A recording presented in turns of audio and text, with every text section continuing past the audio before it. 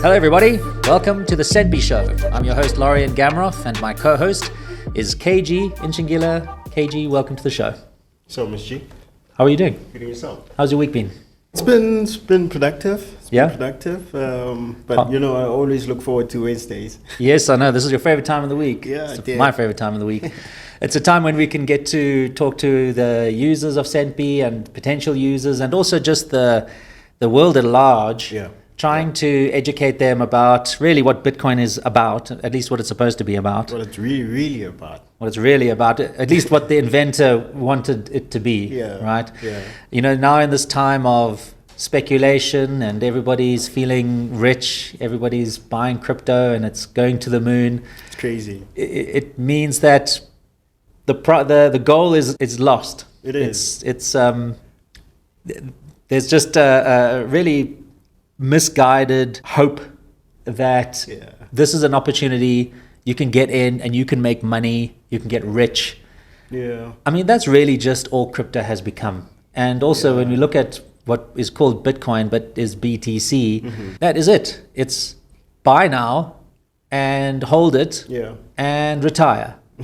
That's all crypto is trying to sell. I'm sure that's a dream that everyone would love to have, you know. But we all know that it's not true.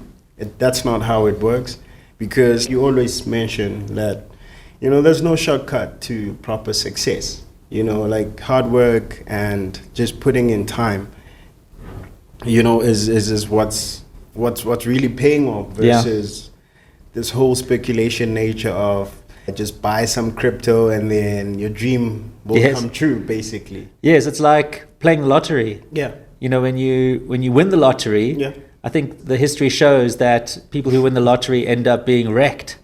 They lose their friends and their families and they blow a lot of money and they're miserable. Yep. And everybody wants to win this lottery. Yeah. The crypto lottery. So it's a sad thing. Very sad, Mr. G. It's a pity that we have to not just talk about Bitcoin as a great financial inclusion tool, but we have to try and talk people down from the excitement, the dreams. And it shouldn't even seem like we are probably naysayers about BTC, or we are, you know, just trying to push this narrative that works for us, but we are literally just focusing on the truth. Yeah. You know, like, we're looking at what the white paper says Bitcoin is, and we just followed suit. We didn't try to hijack the narrative like the BTC space did, you know. I mean, if we take it back to the white paper, it's about peer-to-peer, you know, digital cash. You know what I'm saying? And if we're going to be taking it to peer-to-peer basics, we're talking people sending money to each other, like normal daily transactions, purchases, and stuff like that. And we all know that BTC doesn't exist in that conversation. No. And when you say naysayer, I mean, we are such naysayers when it comes to crypto that it puts us in the same category as guys like that economist Peter Schiff. He's very famous for being a Bitcoin bear. Yeah. And he, to this day, still goes on about how Bitcoin is worthless and it's a Ponzi scheme, it's a collectible like Beanie Babies, it's a fad. And I listen to him all the time because he nails it. He correctly identifies Bitcoin BTC as just being this imagination trip. It is. Where people really believe that through scarcity, because that's the whole idea around BTC, is that, oh no, it's an asset, but it's scarce. He correctly identifies that scarcity is not enough to make something valuable. Valuable, yeah. And just because it has a price doesn't mean it has true value. Yes. Yeah. So ironically, the biggest Bitcoin bear, in other words, somebody who believes that Bitcoin is worthless and is just a big scam, not necessarily a scam, but something that people have really pinned their hopes to without any real basis to think that it can grow in value. We're on Peter Schiff's side. Whenever Peter Schiff talks, I am rooting for the guy because he is talking about BTC and he correctly recognizes that BTC is a digital asset that is scarce but inherently has no value. And so why should we think that this is a good investment? So we definitely are crypto bears. We align very much with Peter Schiff. And if you in the audience haven't heard Peter Schiff, just go and Google him. He'll come up as one of the world's biggest Bitcoin naysayers. Yeah. We agree with him. And if you want to really understand BTC, listen to the guy. Straight up. Because he sees right through all this. He is not persuaded by any of these arguments that digital scarcity creates value. Yeah. And he is the one person, I think, that understands BTC more than every crypto bro in the world. Yeah. Now, of course, we see that Bitcoin is not what he sees as Bitcoin. He doesn't understand Bitcoin as BSV. Yeah. It's digital cash. It's a ledger that can be used for all sorts of things. Yeah. It can be used for enterprise infrastructure. It can be all sorts of things that can be done with it. He doesn't see that because the biggest voices and the mainstream crypto people are not talking about Bitcoin SV. You know, we're a tiny little channel. There are obviously other Bitcoin SV channels out there, some great ones. We should actually link to some of them. And they talk about BSV, but they're just a drop in the bucket. We're just a drop in the bucket.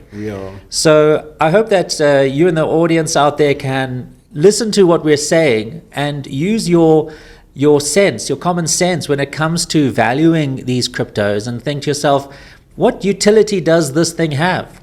What can it do? Without that, you've just got a thing that people can speculate on. So share this video, share Centbee channel with your friends and your family. I think that you'll be able to avoid a lot of misguided direction. Hijacked narratives. Yes. You know, lies that just are normal out there in terms of what BTC is. And, you know, we are here just to clarify all of that. So like Mr. G saying, just, you know, hook up your friends, subscribe, you know, comment, show some love, because this is the real channel where you'll be plugged on, which is the real BSV. So guys, I suggest you also download the Centbee app. Like, check out the power of BSV through Centbee, man. Mobile money on fire, Mr. G. Yes, exactly. And Centbee is trying to realize that potential for Bitcoin. Now, we've focused on the cash side of things, and so Centbee is a cash wallet where you store your cash in the same way you have a leather wallet. You're going to store your cash that you want to spend. You're going to want to go down to the store. You're going to want to buy clothes. You're going to want to get pizza. You're going to want to buy electricity, whatever it is. Everything you want. That's what Centbee does, and it leverages the incredibly low cost, very fast nature of real Bitcoin, BSV. And there you can see something that is useful, something that is valuable, something that activates your lifestyle. It does, instantly so, like once you download Centbee. Because one thing that people are not like aware of is how fast like the transactions are there, Mr. G. Like, you can literally be in America and send money across to Africa, you know, at a fraction, you know, of the cost. And I don't think people are really like clued up with the possibility of that. Not at all. And if you do use mobile money like M-Pesa or Airtel Money or MTN Momo, then you're going to be able to compare the speed and the low-cost nature of Centbee, and you're going to see what a difference it makes. So I'm going to encourage you, just give it a try and see how it compares. And you're going to be surprised, and you're going to see now what Satoshi Nakamoto was on about when he was talking about peer-to-peer digital cash. Centbee is a wallet for your everyday lifestyle. Everything that you want there. And we are constantly adding new products. If you go into Centbee and you look at the shop, which is a big button on the home screen, you can select your country and you can go and choose from a whole number of categories that we have there, from restaurants and fashion and all that. Now, if you go to your country and you see that you don't have a lot of options there, like I said, we are determined to get as many products available into the Centbee wallet that you can shop. Now, what's important to note is that you don't buy the products inside Centbee. Remember, Centbee is just a wallet. And so what you'll do is you'll take your cash and you will go and be able to buy a gift card for the shop that you want to spend at, Or if you want to buy airtime, you're going to spend it on the airtime. That will automatically load. So you'll get the data and the mobile recharge directly on your phone. Same with electricity. You should get an electricity token. Yeah, you do get a token on the with the notification there. So you just take the notification and punch it in your meter or wherever you have. Yes, you've got a prepaid meter or something. Yeah. So Centbee is about cash. It's about using the real Bitcoin, the official original version of Bitcoin that Satoshi Nakamoto wanted to put out into the world.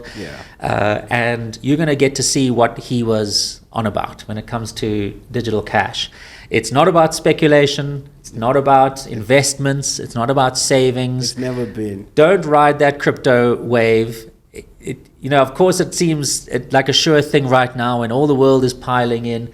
But you can just go look at the history of crypto. And if you go and look at all these pump and dump cycles that have been happening over the last 10, 15 years, it's not really that long. It's almost 15 years now. Can you believe it? Mr. G, yeah. Yes, since Bitcoin was first released, was that 2010, 2009, somewhere around there? 2009, yeah. So so that is the aim of Centbee, is to realize Satoshi's vision. We like to think of Centbee as Satoshi's wallet. If Satoshi was here and he wanted to spend his Bitcoin, I'm sure he'd be using Centbee. Yeah, Centbee would be his favorite wallet. Because that's what he wanted. He wanted something that brought financial inclusion. People who can't use cash for whatever reason, or don't have access to credit cards or bank cards or other apps, Bitcoin is there to fill that gap. Dave, I mean, guys, if you've been struggling to purchase, whether it's gaming vouchers or Uber vouchers, the solution is here for you. So just download the Centbee app, check it out. Like Mr. G saying, man, there's a lot of ways you can spend your BSV on Centbee. Just check it out. You can shop anything you need on your daily. And man, just get your lifestyle activated with Centbee. Remember to check out the app on the store, subscribe, show some love. Mr. G, we're going to be stepping into our second segment for this week. And this segment is quite sentimental. It's quite special because it's about our history as Centbee, how long we've come with BSV, actually. We've been grinding from inception, Mr. G, since we discovered Bitcoin, and we chose it as the ultimate way for us to build what we have today as a digital global wallet. Can you take us back into where it all started? Yeah, I mean, you and I, we were working together, what was it, about 13, 14 years ago, I can't remember. And we were busy working at a smart energy startup company. And one of the things we were building was prepaid meter vending systems. So basically you can buy electricity and then load the meter with credit and then consume the meter. This is quite an important way how Africa uses electricity. Around the world, I think most people probably use what's called a postpaid meter system, where you use the electricity or water and then you get a bill every month. But here in South Africa and across the continent, what's very common and very popular is the prepaid system, where what you do is you buy the electricity up front and then you load your meter, and then you can consume that. And when you run out, then you have to load it again. So we were busy building out those systems back in those days, and in around 2011, I think we heard about Bitcoin. And one of the problems with prepaid electricity is that people need a way to buy it. And being in Africa, it's not granted that everybody's got a credit card or a bank card. Definitely, or a bank app or something like that, or even access just to normal stores. That's right. A lot of people live in rural communities or out of town, and if they wanted to buy electricity, they would have to go with cash to a vendor somewhere and purchase it, and then they could travel back home and top up their meters. So that was a very onerous problem, because when you are spending cash, you've got to now go and travel somewhere. You've got to go fetch the cash. Now you're carrying cash on you. You then have to go find a vendor, and obviously there's travel costs, And when you Risks as well. there's risks there too. Yeah. And when you buy prepaid electricity at a prepaid vendor, they've got costs. Yeah. They've got a premises. They've got security. They've got somebody that they've hired to now go and stand at the counter. Yeah. So that increases the costs of electricity. So the people who need it most, as cheap electricity as you can get, they have to pay an extra cost, not just the extra cost on the price of the electricity, but the travel costs and the time costs. The admin, yeah. And if you run out of electricity in the middle of the night, then what do? You can't go find a vendor. Yeah. So we were trying to find a way for Africans to buy electricity without using a bank card, Yeah. but another digital payment method. And when we heard about Bitcoin, it just seemed like the perfect solution. Yeah. Because here was a payment system that we could build on top of. We could create an app. We could integrate that into the electricity vending system. Yeah. And we didn't have to go through any barriers in terms of doing bank integrations or credit card integrations. All we needed to do then was give this to a user to be able to spend and buy electricity. Yeah. So that's when we just thought Bitcoin is the perfect tool for that. It's a digital payment mechanism. Yeah. It's extremely low cost, and it works around the world. So it just seemed the natural thing to get involved with. Yeah. And that's when we started working on that and started prototyping it. And really, it just seemed that this is what was going to really break Bitcoin out into the mainstream, Yeah. especially the African continent. Yeah. You know, in those days, all the talk around Bitcoin was that this was a financial inclusion tool. It was something that could be a payment mechanism that people could use, that could work very well in emerging economies. Yeah. And the cliche in those days was that is going to rise in Africa. Yeah. So we were just there at the right time with a problem we needed to solve. We needed to find a way for Africans to buy electricity without having other digital payment methods.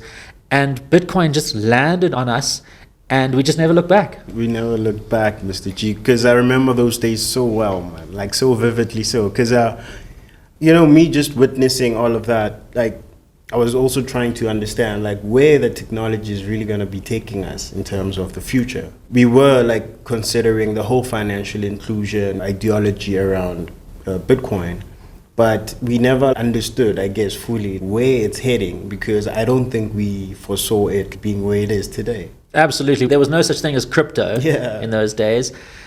Ethereum and Litecoin, and none of these had been created. What was interesting, though, was that there were businesses, at least entrepreneurs, trying to find ways to use the ledger. Yeah. And I remember back in the day, I think there was a name service, like a domain name service that was built on Bitcoin. And you could already see in those days entrepreneurs looking at the blockchain ledger as not just a payment system, but something that could be used to be able to log information or be able to leverage in other ways apart from just payments. Maybe creating other kinds of tokens that represent things. And so this was really the excitement of the time, that Bitcoin was here to be a revolutionary new payment system. But of course, it was never in those days thought that it was going to be really something that you speculate on. I mean, of course, even Satoshi Nakamoto said in one of his posts that you might as well get a couple of these Bitcoins because they might go up in value in the future. And I think that that probably triggered this crypto craze that we have today. He probably doesn't even realize himself that just that one statement is what got everybody excited. Got them hyped up. But another thing that really came along was the idea that Bitcoin was this decentralized payment system. And so people took that to mean that the decentralization was specifically there so that governments couldn't shut things down. And a very famous example came up where WikiLeaks, which was that website that would leak information and all sorts of stuff, they got blocked from the sort of traditional payment providers in America because the government wasn't happy with WikiLeaks. And so WikiLeaks said, well, here we have a decentralized payment system that the government can't stop. Why don't you donate to us in Bitcoin? And that then started us on this kind of cypherpunk crypto path, because now people started believing that Bitcoin was not about creating a regulatory compliant, transparent payment system. It was just about building an anarchist system.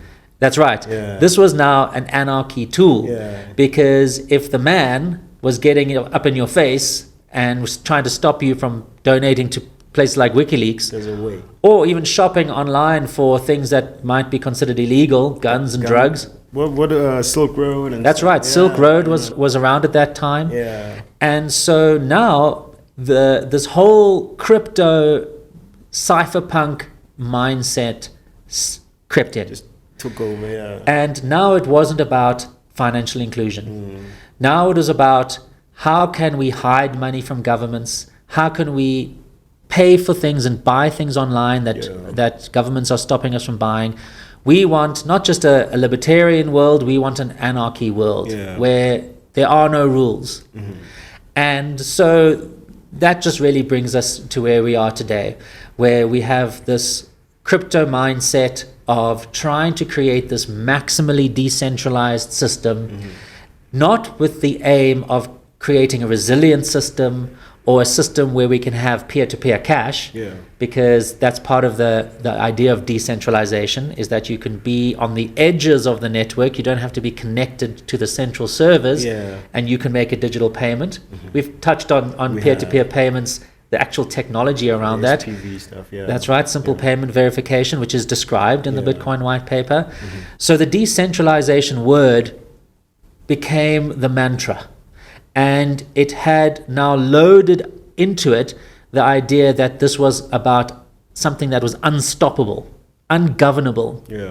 So from a financial inclusion tool that allowed Africans to buy electricity, which is where we were exploring, it then obviously became what it is today. This investment, speculation, gambling, crypto, cypherpunk, anarchist mindset thing that's really just taken over the world. But in those days, of course, we didn't have that, so it was a lot easier. And I even got to go and demonstrate that system at the first Bitcoin conference in Africa. That was pretty cool, because that was my very first time like witnessing the technology at play. I remember you literally you lit up a light bulb on the display board, like across the world, buying electricity. Oh yes, with the school project. The school project. Yes, the way I demonstrated that at first was we had the first Africa Bitcoin conference in about 2014, 2015, about there. Around about there. It was called the Bitcoin Africa Conference. It's now changed its name to the Blockchain Conference, I think, the Blockchain Africa Conference. But in those days, it was the Bitcoin Africa Conference.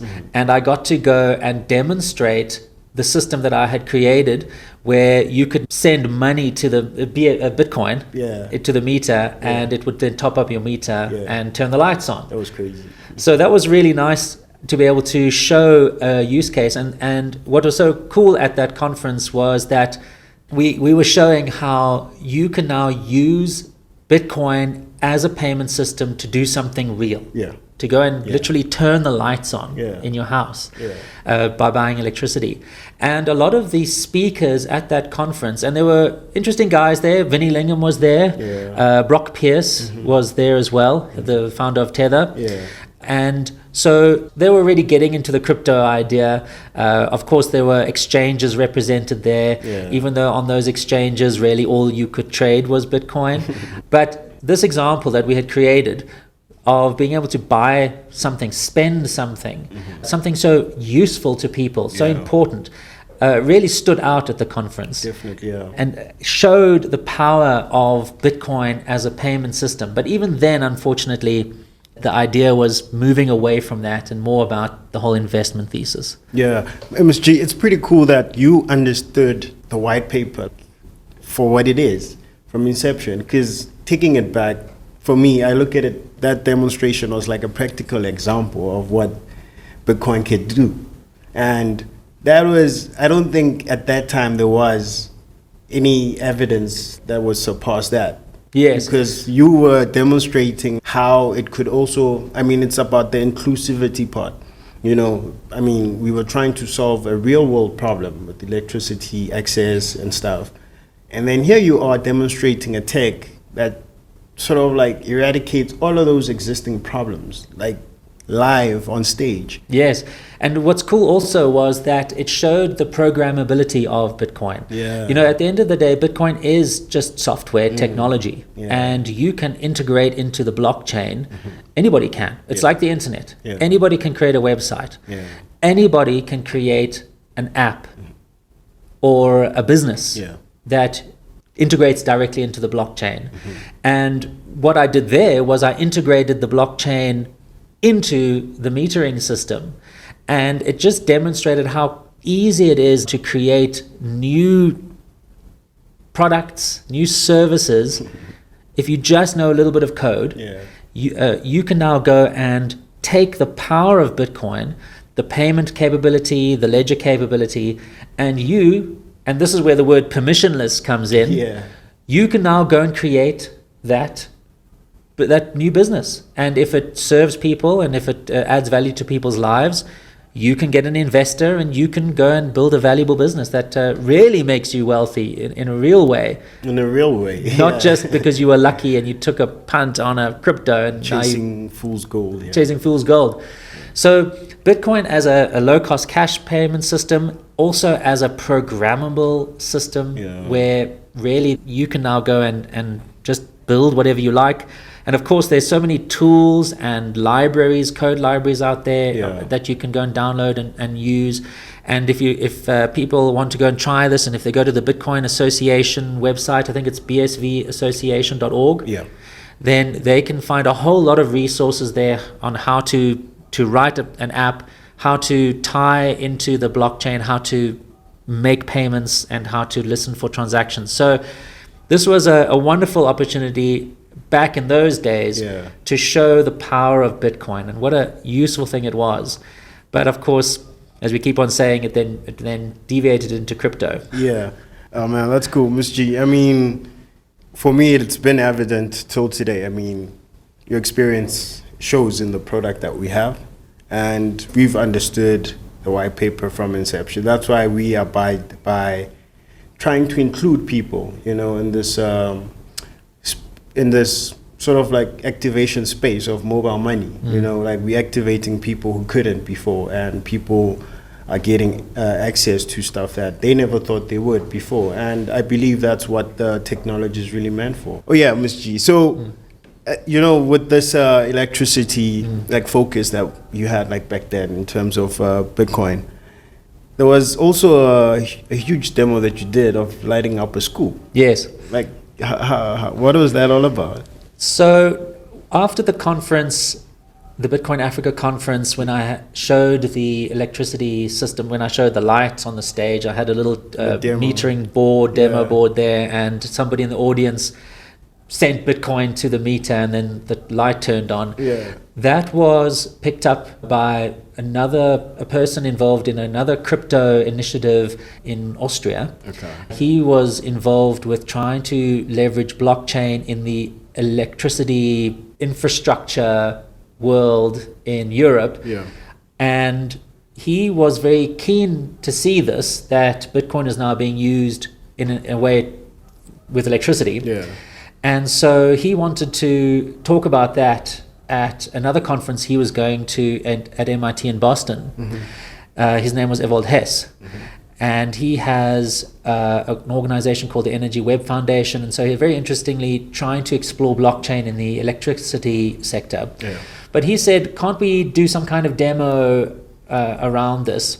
And I had already been talking at other conferences about the use cases for blockchain connected with electricity. I had been talking about how some of the use cases perhaps could be where you could have street lights, and instead of just keeping them lit up, what could happen is a person walking down the street could send a micro payment to the street lamp, and it would turn on for the duration of while he's walking down the road. Just finding ways where people could use electricity in a pay-as-you-go way, Yeah. but small amounts of electricity. If you just need 1 kilowatt, Yeah. for now, you're walking through a park or something, then you could just go and make a payment. And another use case that I had was, well, this is good for donations. Yes. Because if you have a meter in a school Yes. or a hospital or something like that, Yeah. then donors from around the world, instead of having to go and donate money to some organization that then redistributes the funds, and of course, whenever you have an organization, money could be Filtered. misspent. So I said, well, this is a great way to donate electricity to Yeah. maybe a little African school or a small clinic somewhere. That was groundbreaking because that's like direct. Yeah, so it's Yeah. direct funding of a utility Yeah. for a particular use case. Yeah. And I thought, well, I don't want to just talk about that. Yeah. This seems to be something that could be a nice initiative. Yeah. And so I went and got a smart meter rigged up in a little school here in Johannesburg, just south of Johannesburg, in an area called Soweto, Yeah. at a school not very far from Nelson Mandela's house when he was younger. In Orlando, yeah. Yes. Yeah.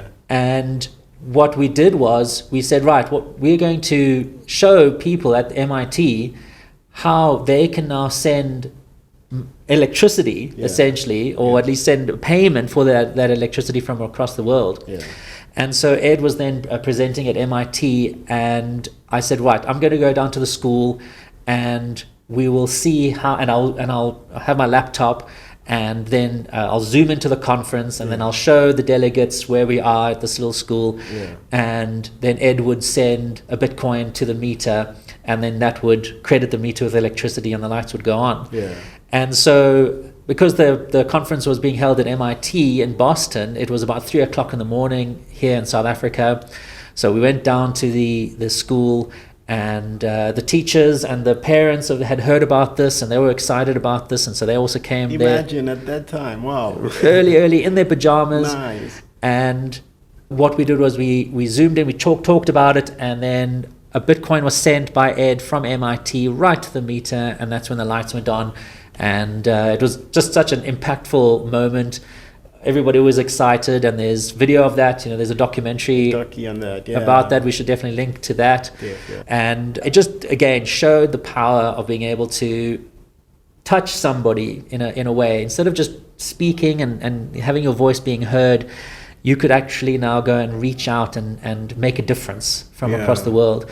And so that was just such a wonderful example of the global nature of Bitcoin and the speed and the low cost nature. Because that's the crazy part that people need to understand about what was happening there. I mean, you were literally here in South Africa, and the guy was in another country.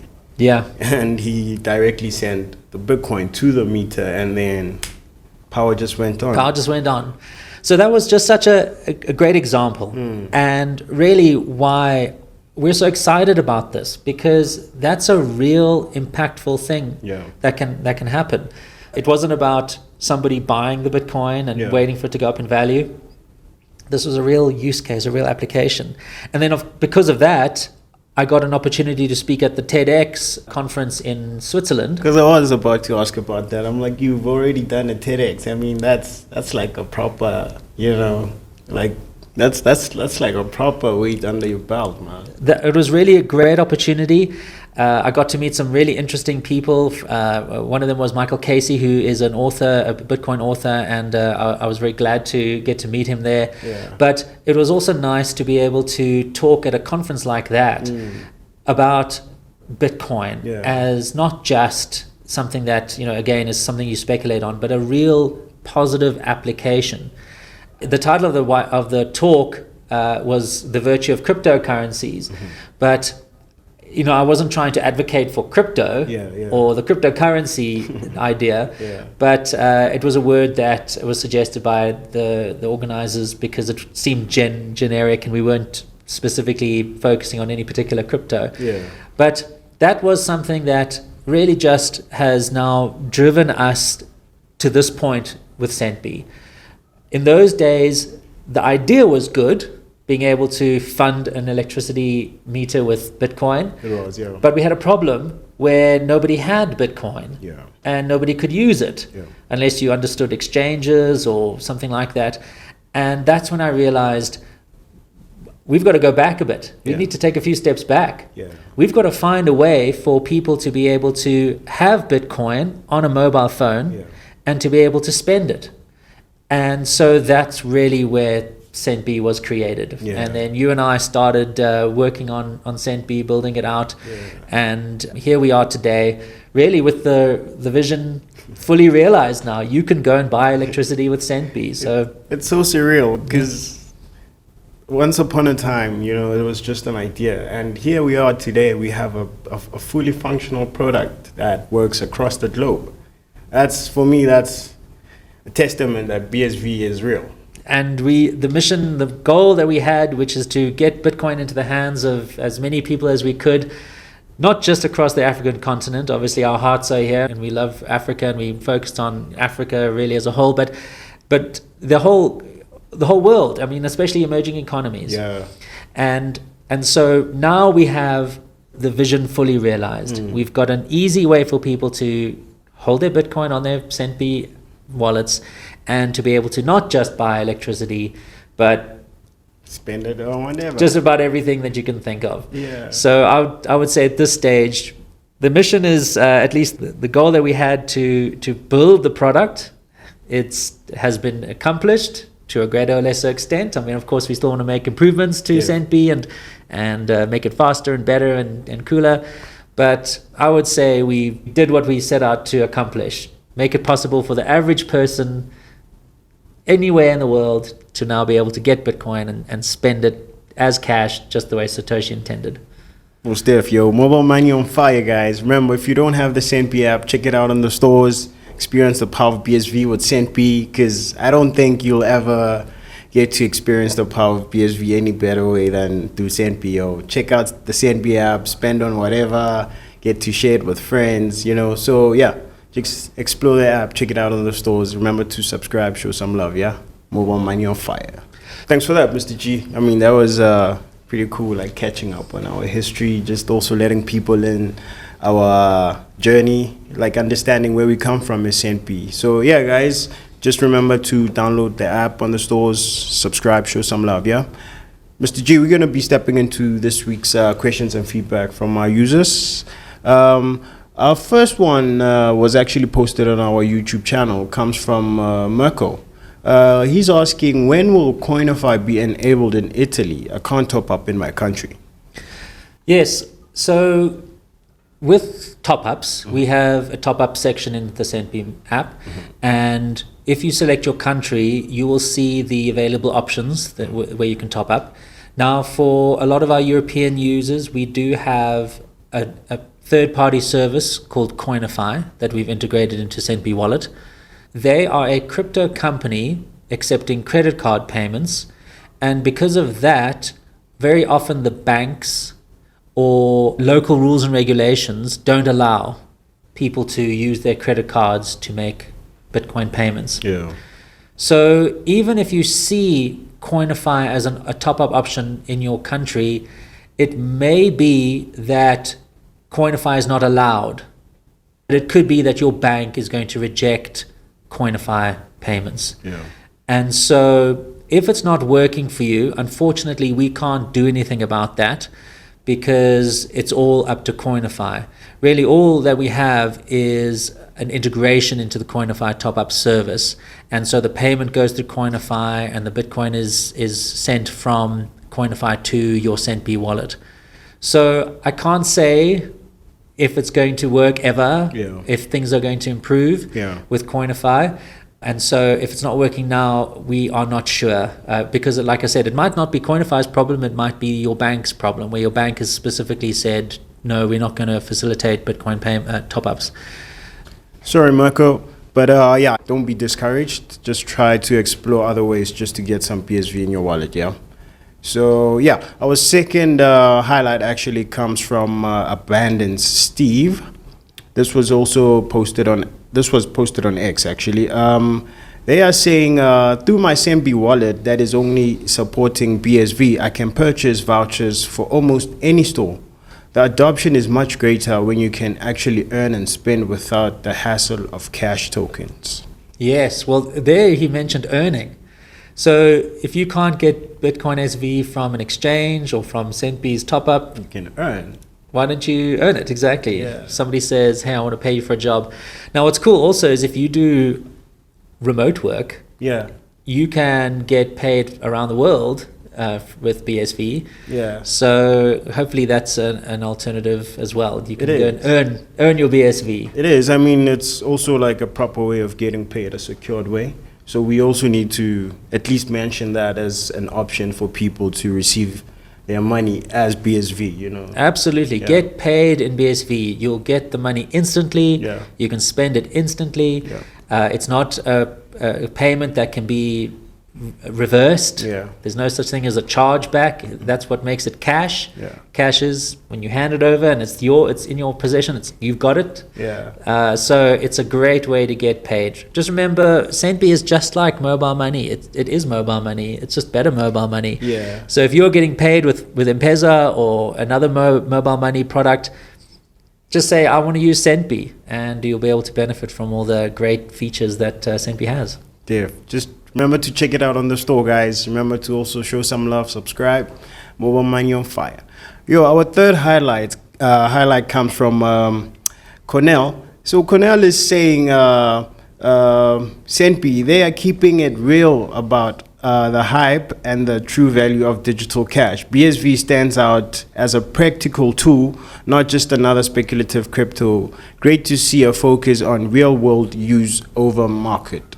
Thanks, Cornell. That's Market friends, a great comment. Exactly sums up what we're trying to do. A practical use case for Bitcoin, something that can add value to people's lives. So thanks, Cornell. That was a great comment. Definitely. Shout out to you, Cornell. Thanks for the love, yo. Yo, guys, just remember to just show some love, you know. Remember, like I always say, Centbee, we have an open door policy. So just give us your feedback, you know, whatever issues you having. Remember to hit us up at support@centbee.com. We're here for you, man. So, yeah, just remember to check out the app on the stores. And, yeah, subscribe, show some love, share with your friends, yo. Mobile Money on Fire. Mr. G, we've come to the end of the show. Sadly, but we know there'll be another next week, same time, same place. What I appreciate is that, like, they come by so quick, eh? I know, it feels like every day is podcast day. Yeah. Cool. Yeah, well, thanks, Kage. Thanks for the questions and the exploration into our history of Centbee, where we came from. Yeah. You know, we've always been fixated on this idea of Bitcoin as cash. That's what it was built to be, and that's its superpower. Yeah. And so we are one of those early companies trying to pursue Satoshi's vision. Yeah. That's why we like the BSV symbol, Bitcoin Satoshi's vision. Yeah. We want to realize Satoshi Nakamoto's vision of a world with Bitcoin being used as cash. Straight up. That's our mission. Yeah. That's our goal. We are busy working every day trying to realize that, and we really appreciate the encouragement we get from our users. We get some great comments, and we also appreciate all the viewers out there. So thank you for bearing with us, and I think you're going to be happy as we move along, as you grow with us. You know, Centbee is going to become an integral part of your life. Yeah, so and it was also nice to be able to talk about the history. Oh, yeah. So that was pretty good. awesome. Yeah. It was a little bit nostalgic for me because I remember my very first, like, getting paid in Bitcoin. Yes. Like, Yes.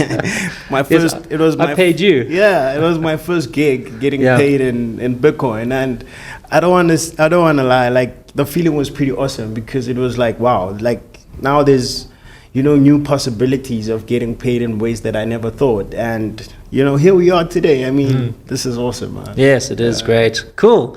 Well, be sure to share that story with your friends, of course. Yeah. But anyway, I guess that's it. So thanks, everybody, for joining us on the Centbee Show. Please come back soon. All right.